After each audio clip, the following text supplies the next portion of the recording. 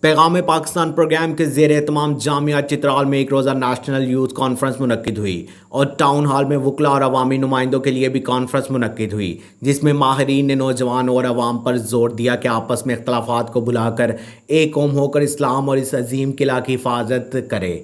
مزید جانتے گلامات فاروقی کی اس رپورٹ میں۔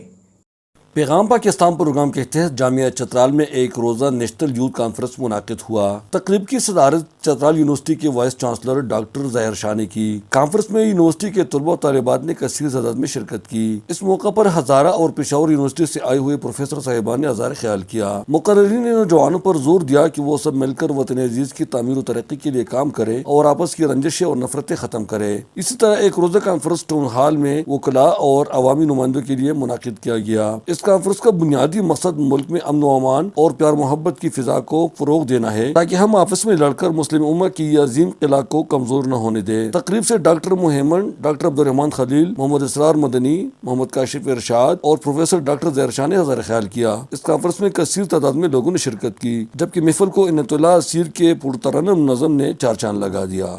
احمد گلامات فاروقی، چترال۔ اب تک کے لیے صرف اتنا ہی۔ مزید خبروں اور اپڈیٹ کے لیے 94 نیوز کے ساتھ رہے گا۔ اپنا خیال رکھیے گا۔ اللہ حافظ۔